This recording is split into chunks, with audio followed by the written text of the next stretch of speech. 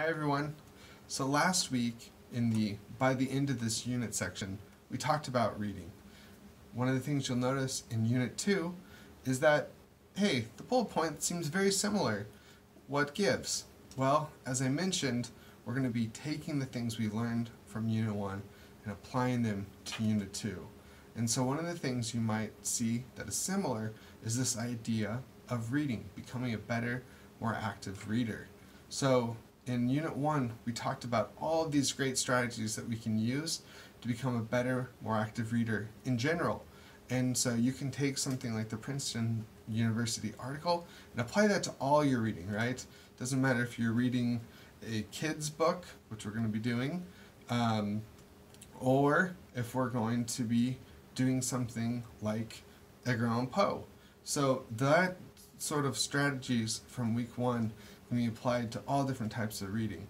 This week, what we're going to be doing is working on using those strategies specifically with the readings from this unit. So if you look at the readings from this unit in terms of short stories, there are 4 of them we're going to be going over. If you look at the time period, they're all over the place, right? We have some that are a little bit more current and some that are not so current, right? Actually, if you look at the majority are not current.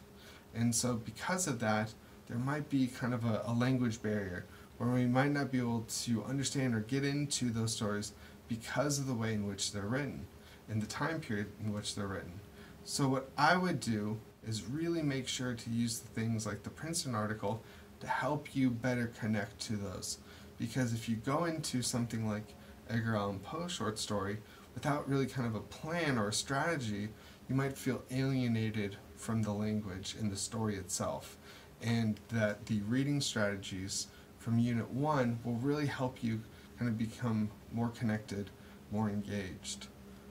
In the Unit 1 video, I mentioned how I always carry around this little guy when I read, and so as you're reading, if there's any parts of the Poe story that are confusing to you, or you don't understand, or you just can't figure out, those would be good things to note, whether it's on the sticky note we mentioned, or a piece of paper, or if you printed it out on the actual page. And so those are things that we can use in our discussion, in our correspondence, perhaps over email, to help tease out what's going on in the story. So I just want to be very clear that those articles from Unit 1 are going to be really important to utilize in Unit 2 when you're going over the short stories, especially the ones that are not so current. Because someone like Alexi, you might have a blast reading and you feel totally involved in the story because of the way it's written and the time period it's written and how he writes as an author, and then you get into someone like Poe and it's like, uh-oh, what's going on? And so that those reading strategies can be really helpful in order to really mind the work for all that you can. Thank you again for watching, and I look forward to talking to you on the boards.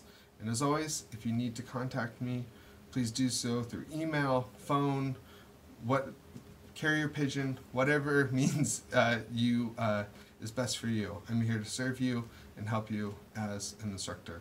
Talk to you soon. Bye.